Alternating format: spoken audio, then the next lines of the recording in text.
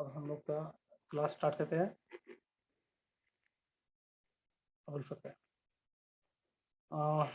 Class का start करते हैं। एक्चुअली हम लोगों ने जो स्टार्ट किया था मॉड्यूल 2 था। मॉड्यूल 2 में हम लोगों ने ऑटोमोबाइल में पढ़े थे, इंजन ऑक्सिलरी सिस्टम पढ़े थे। अभी कौन ज्वाइन कर रहा है?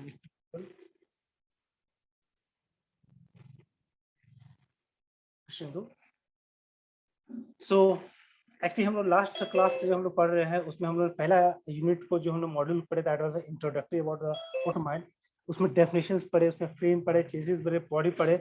उसमें हम लोग कुछ चीज़ों को समझने की कोशिश की, आईसी इंजन के बारे में, उसके बारे में क्या क्या उसके कंपोनेंट्स पार्ट्स हैं, एक्सेल है, शैफ्ट्स हैं, उसके सारे चीज़ हम लोग पहले मॉड्यूल में हम लोग समझने की गुड कोशिश मॉर्निंग की sir. Good morning Krishna.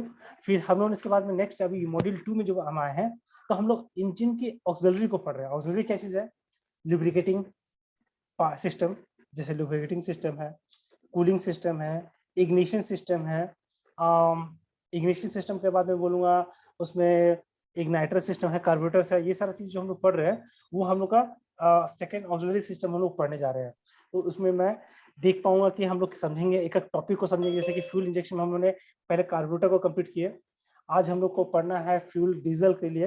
Diesel pump जो होता है, डीजल में होता है क्या, सीआई इंजन में क्या होता है, हम लोग एयर को कंप्रेस करते हैं। We are compressing the air to certain pressure and there is also rise in temperature. और उस पर हम लोग वोलेटाइल डीजल्स को या गैसोलीन को हम लोग स्प्रे करते हैं फ्यूल इंजेक्टर से हम लोग उस कंप्रेस्ड हॉट एयर पे हम लोग फ्यूल को स्प्रे करते हैं। अब दोनों एयर मतलब हम समझने की कोशिश करते हैं, पेट्रोल इंजन में जो हम लोग एसआई इंजन में हम देख रहे थे, एसआई इंजन में एयर और फ्यूल का मिक्सचर को हम लोग इंजन के अंदर ले रहे थे, लेकिन वो फ्यूल क्या था, एटमाइज था। बहुत माइन्यूट पार्टिकल्स में उसको हम लोग तब्दील कर दिए थे विद द हेल्प कार्बोरेटर में हम लोग देखे थे वेंचुरी मीटर था, जो वेंचुरी मीटर पे हम लोग कर रहे थे क्या, फ्यूल का रेट का, इंजन का स्पीड के ऊपर वो फ्यूल का इंजेक्शन करवाते थे और एटमाइज करवा रहे थे। इसी तरह से हम लोग जब ठंडी का टाइम आता था तो हम लोग देख पा रहे थे कि वो थोड़ा सा चोक का और थ्रोटल सिस्टम हम लोग अप्लाई कर दिए थे उसमें, क्योंकि थोड़ा सा उसमें प्रॉब्लम जा रहा था, इग्निशन करने स्टार्टिंग करने में दिक्कत जा रहा था। तो हम लोगों ने क्या किया था, उसमें थ्रोटल और चोक लगाए हुए थे कार्बोरेटर के साथ में। ये ऐसा इंजन में हम लोग ऑब्जर्व किए थे। अब सीआई इंजन में जब हम लोग आएंगे, when we coming to the CI engines, then we need the, इसमें स्पार्क प्लग तो नहीं होगा नेचुरली, इसमें स्पार्क प्लग नहीं है, so definitely we have to create something new. इसमें हम लोग पहले एक फ्यूल इंजेक्टर सिस्टम रहेगा। हम लोग फ्यूल इंजेक्शन सिस्टम क्रिएट करते हैं। फ्यूल इंजेक्शन सिस्टम में क्या करते हैं, हमारा फ्यूल पंप एक मेजर फ्यूल टैंक से हम लोग लेते हैं। थोड़ा सा मैं तरीके से हेलो सर। सर स्क्रीन आपका शेयर नहीं है सर। स्क्रीन शेयर नहीं हो रहा, मतलब मैं चालू नहीं किया, मैं स्क्रीन शेयर चालू किया था लेकिन मैं फिर से यूज कर देता हूँ। Okay sir.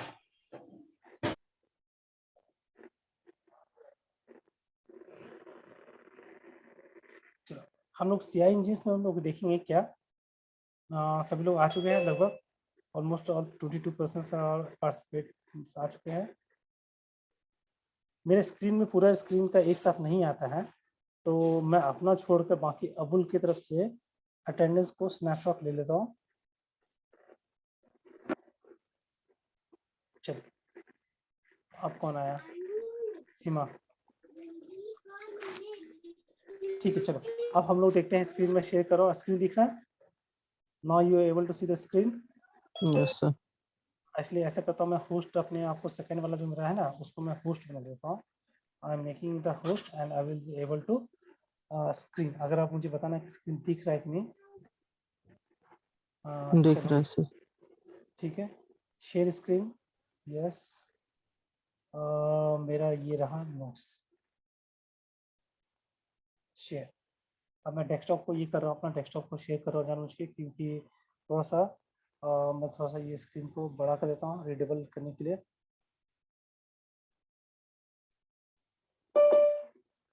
एडमिट ज़्यादा बड़ा हो गया।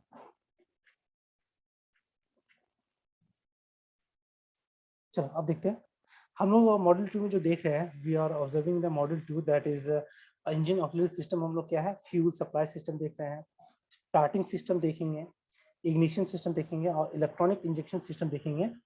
और इसी का हम लोग EDC हम लोग देखने वाले, जो एक वर्ड अभी आने वाला है। और इसके साथ हम लोग इंजन लुब्रिकेंट सिस्टम और कूलिंग सिस्टम देखेंगे। और लास्ट में एक टॉपिक हल्का सा है जो कि इंजन इमिशन कंट्रोल करने के लिए कैटालिटिक कन्वर्टर सिस्टम क्या है, मतलब इमिशंस का जब निकलेगा उसको कैसे हम लोग कैटालिटिक कन्वर्टर सिस्टम हम लोग कहते हैं, जिसको ईएसपी इलेक्ट्रोस्टैटिक प्रिसिपिटेटर ईएसपी सिस्टम हम लोग लगाते हैं। ईएसपी इलेक्ट्रोस्टैटिक प्रिसिपिटेटर लगाएंगे जो कि हमारा इमिशंस को कंट्रोल करेगा। और एक इमिशन नॉर्म्स क्या है जो कि भारत बीएस, तुम देखोगे बीएस हम लोग बोलते हैं। पहले हम लोग इंडिया में हम लोग यूरो यूज करते थे, यूरो 1 यूरो 2 करते थे। लेकिन उसके बाद इंडियन सिस्टम ने, इंडियन गवर्नमेंट ने अपना खुद का एक अपना बना लिया इमिशन नॉर्म्स, जिसको हम लोग बोलते हैं भारत BS1 BS2 BS3। अभी क्या चल रहा है? BS 6 BS6। यस, तो अभी हम लोग BS6 पे चल रहे हैं। BS6 में हम लोगों ने उसमें नॉर्म्स को, हर साल हम लोग नॉर्म्स को मॉडिफाई करते हैं। Certain limits of nitrogen sulphur जो हम लोग निकालने के लिए गाड़ी से इमिशंस का है, उसको हम लोग रिस्ट्रिक्ट करने के लिए उस पर हम लोग ये बनाते हैं नॉर्म्स। मतलब जैसे कि स्क्रैप पॉलिसी एक आने वाला है अभी गाड़ी का, जिसमें कि गाड़ी अगर 18 साल तक चल जाएगा उसके बाद उस गाड़ी को रोड पे चलाना परमिशन नहीं मिलेगा। हम लोग उसको ना तो रजिस्ट्रेशन करने देंगे, ना गाड़ी का रजिस्ट्रेशन होगा, ना उसका लाइसेंस होगा, ना तो उसका क्या बोलते हैं उसको, क्या बोलते हैं उसको जो रिन्यूएबल करवाते हैं, इंश्योरेंस। इंश्योरेंस सारा चीज को बंद कर दिएगा। That is the thing we will stop. तो ये स्क्रैप पॉलिसी भी आने वाला है कुछ सालों में, देखना गवर्नमेंट लाने वाली है। तो ये डेफिनेटली इट इज नॉर्म्स। ये नॉर्म्स क्यों चाहिए हम लोग को? क्योंकि एक्चुअली ऑटोमोबाइल सेक्टर को कहीं बैठ नहीं जाए, ये भी एक सेकंड हमारा एक आउट है कि कहीं बैठ नहीं जाए। इसी के लिए हम उसको इमिशन नॉर्म्स के आधार पर इंडस्ट्री को फिर से डेवलप करने का मौका देते हैं, कुछ मॉडिफिकेशन यूनियन में करवाते हैं ताकि वो हमारे अर्थ के इन्वायरमेंट के साथ वो सुटेबल रह सके। तो हम लोग देखते हैं करके नोट्स को। तो हम लोगों ने अभी तक जो स्टार्ट किए थे, हम लोगों ने कार्बोरेशन का नोट्स डेफिनेशन पढ़ चुके थे। What is कार्बोरेशन? कार्बोरेशन जो था mixture of air fuel mixture proper था, जिसको हम लोग कहते थे। ये डेफिनेशन ऑफ कार्बोरेटर था। ये the carburettor is a device used to atomise and vaporise. Carburettor का डेफिनेशन को याद रखना है मुझे हमेशा के लिए, क्योंकि अब मैं मैकेनिकल हूँ और ऑटोमोबाइल में चुना हुआ हूँ। I have taken the automobile as a subject, so I should be having the perfect definition of carburetor known to me. That is, what is the carburetor? Carburetor is a device. Carburetor is a device which atomizes and vaporizes the fuel and mixes with the air in a proper proportions. It enters into cylinder before into the cylinder. Cylinder में enter होने से पहले air fuel का proper mixture तैयार करने के लिए, और fuel जो होगा एटमाइज वेपराइज मैटर फॉर्म में हम सिलेंडर में इसको इंटर करवाने के डिवाइस को हम लोग बोलते हैं कार्बोरेटर। तो ये हम लोगों ने ये स्टडी कर चुके थे। तो मैं जस्ट रिवीजन कर रहा हूँ क्योंकि आज 2 क्लास है। इससे पहले क्लास जो हम लोग पढ़ चुके थे लास्ट में, इसके बीच में गैप हो जाता है, तो इसलिए रिवीजन करना जरूरी होता है। हम लोग कार्बोरेशन क्यों करते हैं? This is the factors affecting the carburetion. किन किन चीज़ों पे कार्बोरेशन जो है डिपेंड करता है, एक ये था। फिर हम लोगों ने प्रिंसिपल ऑफ कार्बोरेशन का काफी अच्छा डिस्कशंस किए थे। We have healthy discussions on this कि कैसे ये होता है। वेंचुअल ट्यूब का कॉन्सेप्ट पे हम लोगों ने इसको कार्बोरेशन को डिजाइन किए थे। We have design the carburettor on the concept of venturimeter. कहाँ पे प्रेशर ड्रॉप हो रहा है, वेलोसिटी इंक्रीज हो रहा है, that concept has been discussed. And the pressure का डिफरेंस के कारण से वो एक फ्यूल का सक्शन क्रिएट करता है फ्यूल टैंक से। ये चीज हम लोगों ने यहाँ इसका नेक्स्ट डायग्राम जो है, नेक्स्ट डायग्राम यहाँ पे देख रहे थे जो कि ये वाला था। इस डायग्राम को हम लोगों ने समझने की कोशिश किए थे। This is the real part of carburetion. ये कार्बोरेटर का एक नया कार्बोरेशन का एक सिस्टम का पूरा कंप्लीट फिगर है जो एग्जामिनेशन मुझे बनाना पड़ेगा। I have to draw this diagram in examinations for explaining all the concepts of the carburetions. तो ये चीज मुझे समझ में आया था। I hope that everybody has understood this topic and we will be able to explain properly in examinations. If there is any doubt, we can discuss in the classrooms. Definitely, किसी को अगर इस टॉपिक पे किसी तरह से कोई दिक्कत है तो डेफिनेटली इस क्वेश्चन पर वो डिस्कशन कर सकते हैं। तो हम लोग देखते हैं आगे। नेक्स्ट टॉपिक था थ्रोटल एंड चोक। हम लोग चोक और थ्रोटल का डेफिनेशन समझे थे। What is the importance of throttle and what is the importance of choke, ये सारा चीज सब समझे हम लोगों ने। उसमें क्या चीज होता है चोक और इसका कार्बोरेटर का हम लोग देखे थे। टाइप ऑफ कार्बोरेटर्स हम लोग देखे थे। Up carburettors, up draught, down draught और एक था क्रॉस ड्रॉट। ये 3 तरह का कार्बोरेटर्स हम लोग देखे थे। अप ड्रॉट देखे थे, we have understood the up draughts. Second we have understood the down draughts and then we understood the cross draught. ये जो क्रॉस ड्रॉट दिख रहा है वो भी हम लोगों ने understand keep it. So all the three types of carburetors we have discussed in the last week. आज ये इस वीक का पहला क्लास है और इसमें एक और चीज़ हम लोग करते हैं मल्टीपल वेंचुरी कार्बोरेटर्स, कांस्टेंट वैक्यूम कार्बोरेटर्स, ये सारे हम लोग डिस्कशंस कर चुके थे। तो अब देखते हैं आज हम लोग का रहेगा सीआई इंजन पे, दैट इज हम लोगों ने अभी तक पढ़ लिए थे सीआई इंजन पे, ये सॉरी यहाँ पे लिखना चाहिए था एसआई इंजन, सॉरी सीआई, हाँ सीआई से ही लिखा हुआ सीआई इंजन है, जिसमें कंप्रेशन इंजन है, कंप्रेशन इग्निशन इंजन है, जिसमें कि हम लोग क्या करें डीजल इंजन के बारे में हम लोग पढ़ेंगे कि फ्यूल इंजेक्शन उसमें कैसे करेंगे। हम लोग इससे पहले पढ़ लिए एसआई इंजन का फ्यूल इंजेक्शन सिस्टम, अब हम लोग सीआई के बारे में पढ़ने वाले, सीआई कैसे काम करेगा। इसमें हम लोग देखते हैं कि हमारा एक फ्यूल टैंक्स है जहाँ पे हम लोग फ्यूल को भर के रखे हुए हैं, उसको हम लोग पूरा तरह से रखे हुए हैं सिस्टम को, और उसमें एक रोटरी पंप लगाए हुए हैं।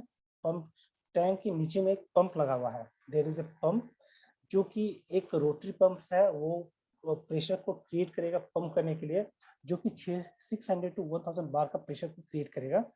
वो पंप से मतलब फ्यूल टैंक से वो मेरा आगे के प्रोसेस के लिए पाइपिंग सिस्टम पे लाने के लिए, मतलब पाइप में फ्लो कराने के लिए, मतलब मैं देख रहा हूँ पहला मेरा फ्यूल टैंक है, I have the fuel tank with me, fuel tank से मैं क्या कर रहा हूँ वहाँ की उसके नीचे में मैंने एक मोटर लगाया हूँ, रोटरी पंप मोटर है, जो कि उसका प्रेशर क्रिएट करने के लिए कितना है 600 to 1000 बार प्रेशर क्रिएट करेगा।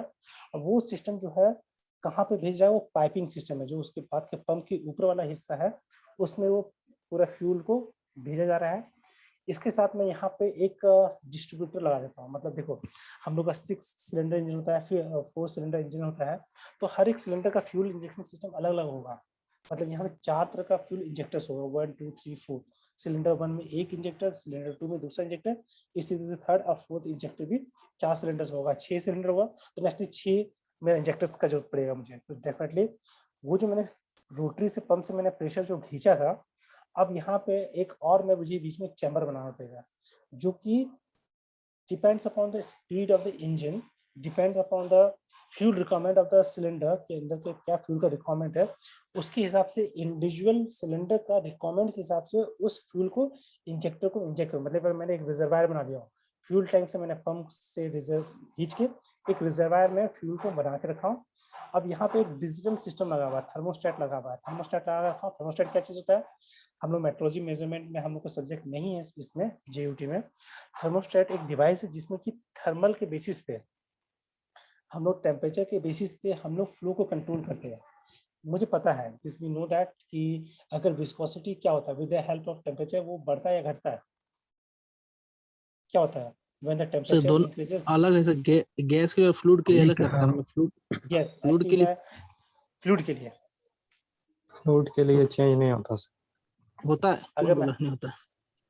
होता है, there is a certain definite relation between the temperature and fluid।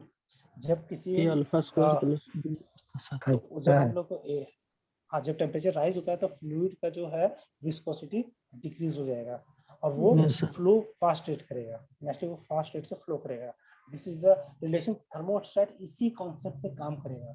जैसे थर्मोस्टेट पे वो सेंसर लगा हुआ है, थर्मोस्टेट पे एक लगा हुआ है सेंसर जिसमें कि वो फ्लूइड का हर एक इंजेक्टर का वो रिक्वायरमेंट्स को देखता है, उसको हर एक इंजेक्टर का रिक्वायरमेंट्स को देखेगा कितना उसको डिमांड उसका आ रहा है, उसी हिसाब से उसको फ्यूल को सप्लाई करेगा। मतलब रिजर्वायर में मैं जो फ्यूल को सब करके रखा हूँ मुझे 4 सिलेंडर में डिस्ट्रीब्यूट करना है।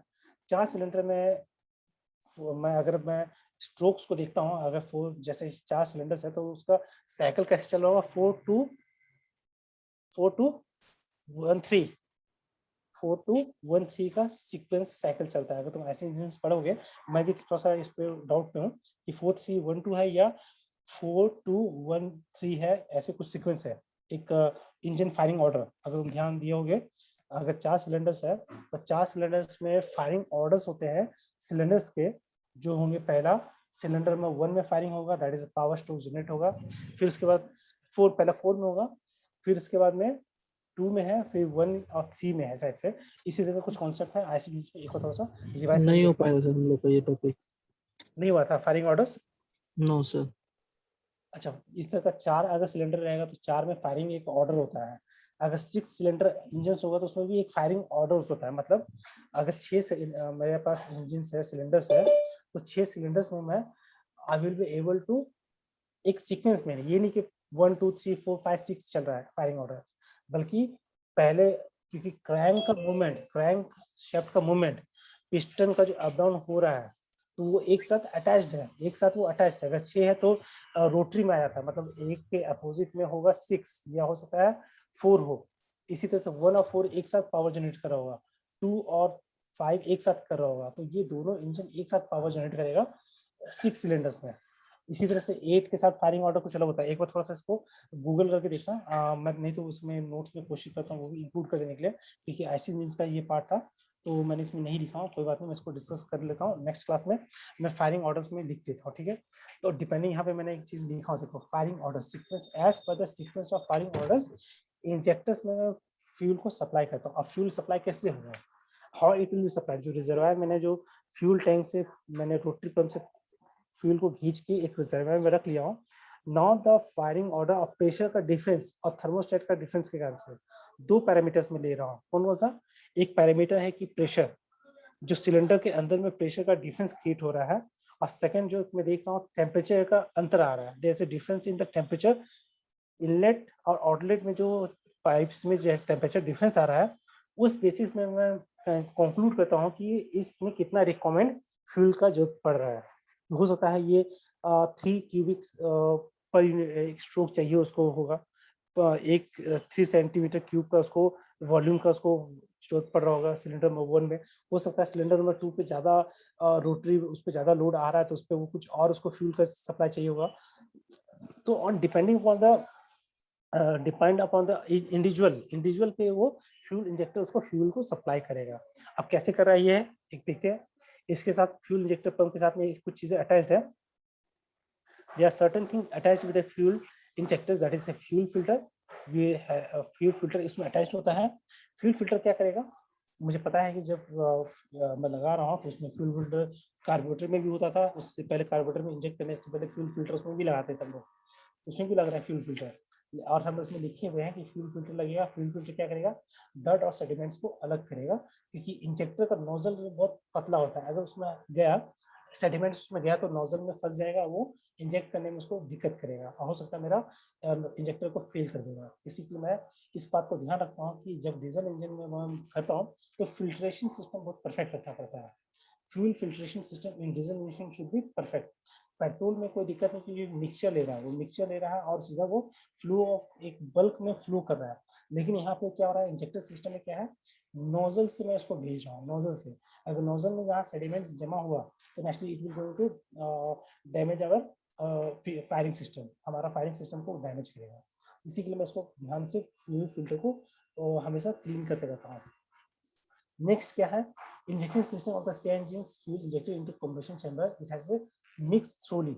हम लोग जब किसी चीज को जब इंजेक्शन सिस्टम में सीएनजी इंजेक्ट कर देते हैं तो वो क्या हो रहा है, उसमें क्या सिस्टम हो रहा है कि वो मिक्स हो रहा होता है। जब हम लोग कंप्रेशन एयर को कंप्रेस किए थे, डीजल इंजन हम लोग एयर को कंप्रेस किए थे, उस कंप्रेशन पे हम लोगों ने क्या किया, फ्यूल को इंजेक्ट किए थे, तो वो फायरिंग भी हो रहा होता है, मतलब उसमें कंबशन भी हो रहा होता है और वो मिक्स हो रहा होता है एयर के साथ में सेम टाइम पे।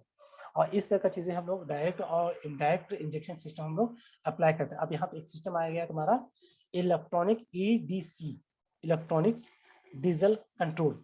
ये चीजें हैं जो हम लोग अभी डिस्कस कर रहे थे कि कैसे वो थर्मोस्टेट और प्रेशर का डिफरेंस को कर रहा है। इसके लिए हम लोग एक ईडीसी सिस्टम लगाते हैं। ईडीसी सिस्टम क्या करता है, ये ईडीसी सिस्टम यहाँ पर आएगा, दिस इज ईडीसी सिस्टम, वो दिख रहा है कि नहीं पता नहीं तुमको डायग्राम में। यहाँ पे ईडीसी सिस्टम हम लगाया है जो कि कंट्रोल करेगा हर एक इंजन के इंजेक्टर्स के अंदर। जैसे ये इंजन 1 का एक इंजेक्टर है, इंजेक्टर 2 है, 3 है, 4 है, ये 5 है, मतलब 5 सिलेंडर इसमें है। 5 सिलेंडर में मैं देख रहा हूँ 5 इंजेक्टर्स लगे हुए हैं। लेकिन इसका ये जो दिख रहा है यहाँ से फायरिंग ऑर्डर जो दिख रहा है, ये जो ये एक एक फ्यूल को इंजेक्ट करेगा, इंजेक्ट जो करेगा सिलेंडर के अंदर, that will control by EDC. EDC क्या है, इलेक्ट्रॉनिक डीजल कंट्रोल।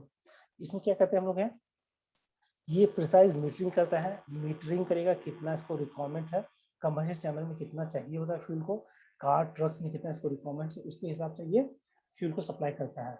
कैसे काम कर रहा है ये कैसे काम करता है ईडीसी, इसको समझते हैं। ईडीसी का फंक्शन कैसा है, क्योंकि ये इलेक्ट्रॉनिक पार्ट है, इसमें हम लोग इलेक्ट्रॉनिक्स पार्ट में ज़्यादा हम लोग डिस्कस नहीं किए, बट जो मैकेनिकल पार्ट है we have try to discuss on that topic. क्या है टॉपिक में हम लिखे हैं the mechanical fly weight governance of inline and distributor diesel fuel injector pumps used to control fuel delivery under the variety of engine loads. इसमें हम लोग कैसे कंट्रोल कर रहे हैं, एक फ्लाई वेट डालते हैं। फ्लाई वेट बारे में पता है तुमको फ्लाई वेट क्या होता है? फ्लाई वेट क्या था?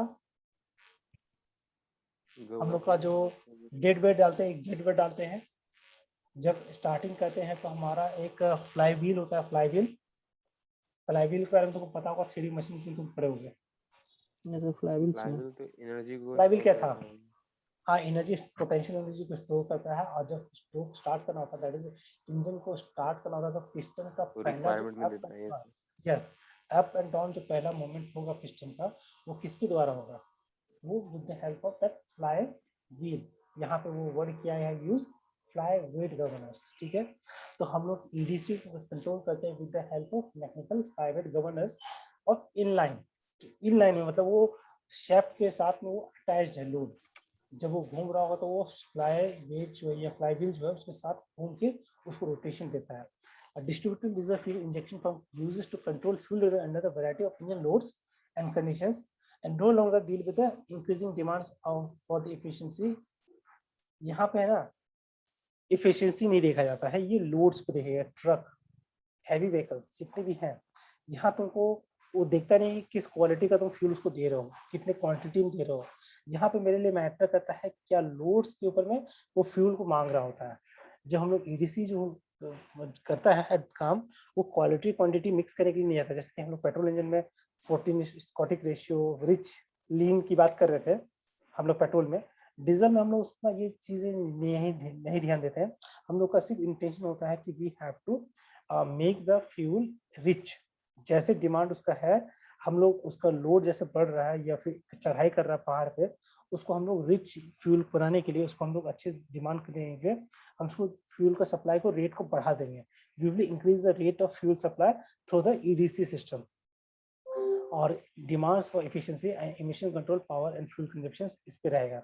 और ये डिमांड्स फुलफिल करता है ईडीसी, मतलब ये इलेक्ट्रॉनिक कंट्रोल सिस्टम ही इस डिमांड को कंट्रोल करता है, जो वो मैनिपुलेट करता है, डेटा को प्रिसाइज मेजरिंग करेगा, डेटा प्रोसेसिंग करेगा, ऑपरेटिंग करेगा, ये सारा चीज एनालिसिस करके उसी हिसाब से वो अपने आप को देगा।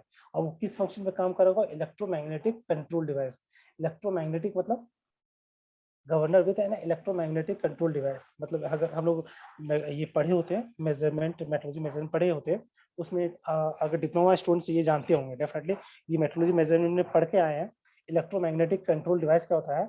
जैसे कि मैं एक सिंपल सा एग्जांपल बता रहा हूँ कि ट्रांसफार्मर का तुम फंक्शन पता है, प्राइमरी कॉइल, सेकेंडरी कॉइल, दोनों के बीच में मैग्नेटिक फैराडेज लॉ पे काम करता है ना? इसमें फैराडेज लॉ पे सर? हाँ, फैराडेज लॉ पे, राइट। जो मैग्नेटिक फ्लक्स का जो दोनों के बीच में होता है, प्राइमरी कॉइल सेकेंडरी कॉइल के बीच में, प्राइमरी कॉइल में तुम्हारा वाइंडिंग्स, नंबर ऑफ टर्न जो है कॉइल्स का ज्यादा है। सेकेंडरी कॉइल, सेकेंडरी में क्या है, वाइंडिंग्स हम लोग कम करके, number of turns in the coil जो हम लोग कम करके रखे हैं, और हम लोग उसमें करंट का सप्लाई जब करते हैं तो मैग्नेटिक फ्लक्स क्रिएट होगा और दोनों के बीच में इंटरेक्शंस होगा। और इसी इंटरेक्शन के बीच में अगर मैं बीच में एक रेजिस्टर डालता हूँ, मतलब एक रेजिस्टर मतलब एक रेजिस्टिव बॉडी डालता हूँ, रेजिस्टिव बॉडी जो फ्लक्स को काट रहा होगा, जो फ्लक्स को, दोनों को फ्लक्स को काट रहा होगा, तो इंटरेक्शन जितने ये जैसे जैसे बॉडी इसके बीच में नीचे जाएगा तो वो उसका इंटरेक्शन को रोकते जाएगा, और जैसे मैं पूरा हटा दूंगा इंटरेक्शन बढ़ जाएगा। तो इसी फिनोमेना में मैं करता हूँ, जैसे कि रोटेटिंग, जैसे मैंने गवर्नर का तुमको याद करो, मैंने गवर्नर के बारे में तुमको बताया था। यहाँ पे मैं डायग्राम्स बनाने की कोशिश करता हूँ। मैं यहाँ पे टूल कहाँ पे यूज करूँ, थोड़ा सा टूल थोड़ा सा दिक्कत जाएगा यहाँ पे।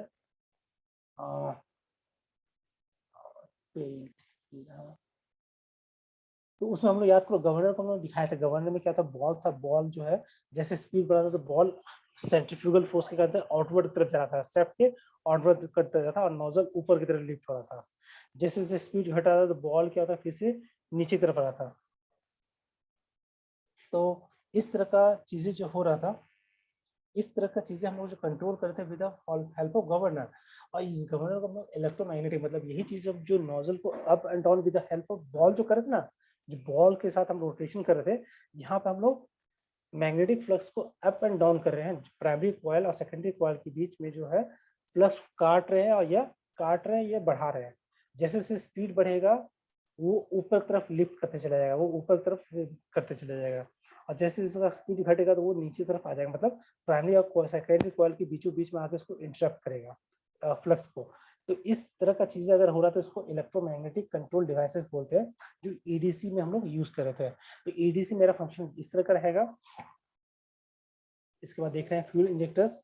हम लोग फ्यूल इंजेक्टर्स में हम लोग जिस तरह यूज करते थे पेंचुरी ट्यूब यूज करते कार्बोरेटर्स में, लेकिन यहाँ पे एक सेंसर यूज कर रहे हैं, सेंसर्स, और हम लोग करंट को यूज करते हैं इसमें, क्योंकि ये कर रहा है फ्यूल को सप्लाई को करने के लिए। आप देखते हैं इसको समझते हैं इस डायग्राम को। एग्जामिनेशन से मुझे ये फ्यूल इंजेक्टर्स डायग्राम को बनाना पड़ेगा। We have to draw the diagram of fuel injector in examinations.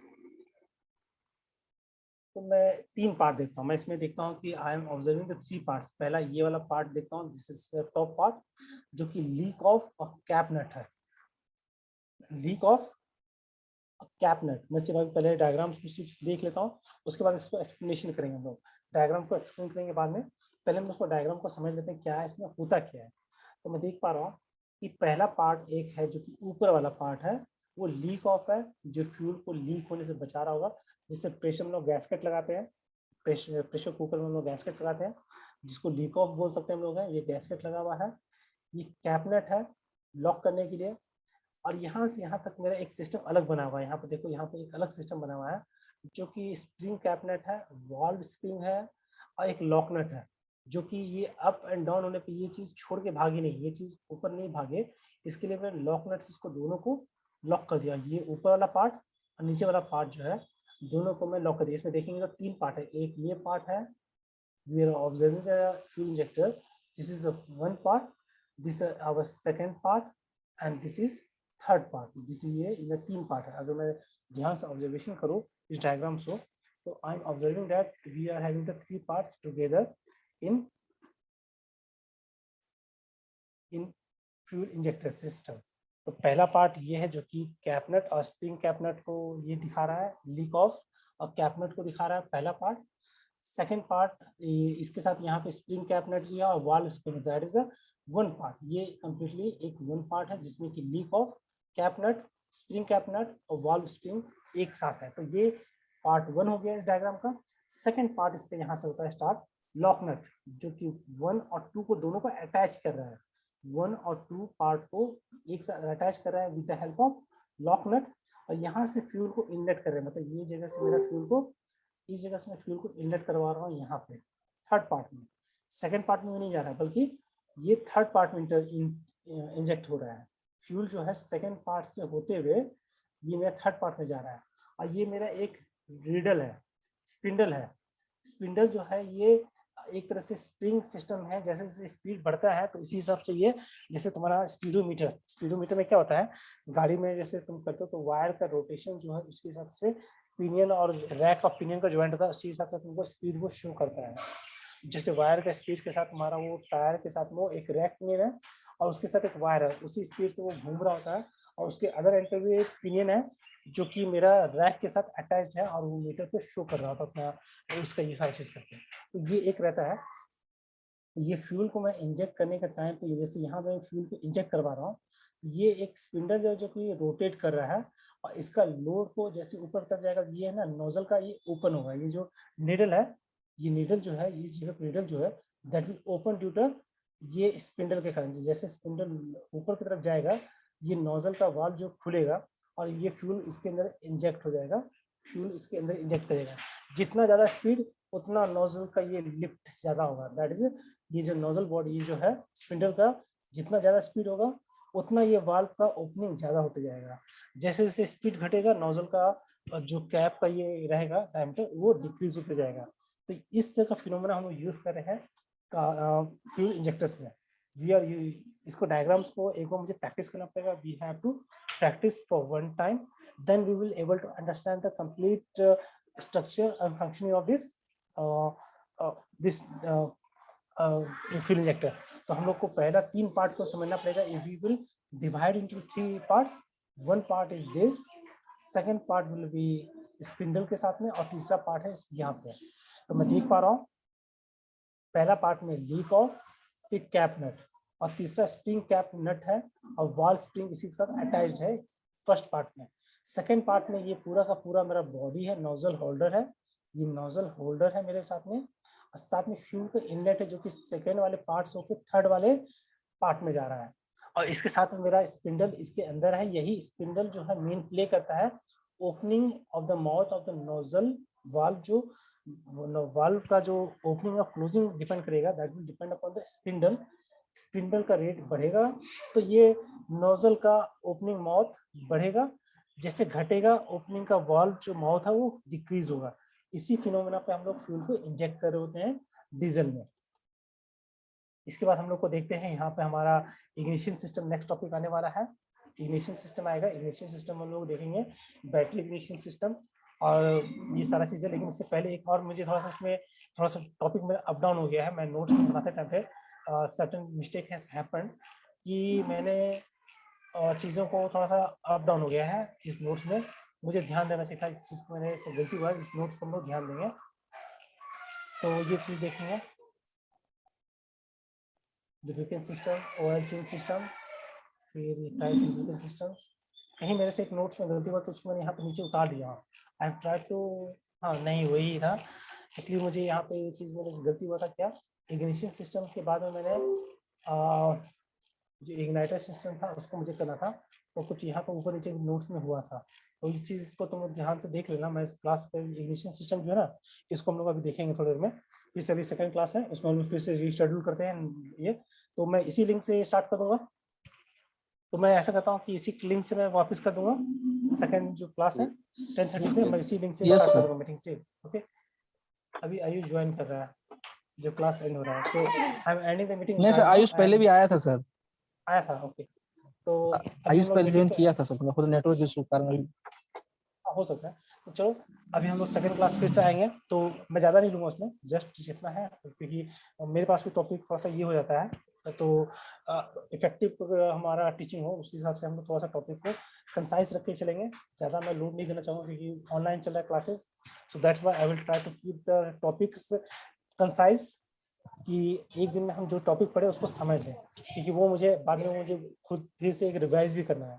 मैं तुमको ठूसना नहीं चाहूँगा टॉपिक्स को, जस्ट मैं उस टॉपिक्स को थोड़ा सा फिर से रिवाइज करते हुए हल्का हल्का चलूँगा, क्योंकि मैं पहले चैप्टर 1 यूनिट वीक में पहले जो पढ़े उसमें रिवीजन किया था, ताकि वो टॉपिक्स को तुम भूले नहीं हो, उसको रिवाइज कर लिया जाए। क्योंकि ऑनलाइन में सबसे ड्रॉबैक यही है कि हम आगे बढ़ते जाते हैं और पता नहीं चलता कि बच्चे वो गेन किया है कि नहीं। तो हम उसको एसेस करके देखेंगे। We will try to assess that first कैसा था, एक बार हम लोग देख लेंगे क्वेश्चन पेपर। सेकंड क्लास हम लोग देख लेंगे, उसके बाद फिर ये टॉपिक स्टार्ट करेंगे। ठीक है, तो मैं क्लास को एंड करता हूँ। सो 10:30 से ज्वाइन कर रहा है ना सर? 10:30 से फिर से उसी लिंक पे ज्वाइन करेंगे। ठीक है, ओके सर। ठीक है, चलो फिर हम लोग मिलते हैं सेकंड इसमें क्लास में। Yes. Okay, you can leave. Okay sir. I am ending the meeting.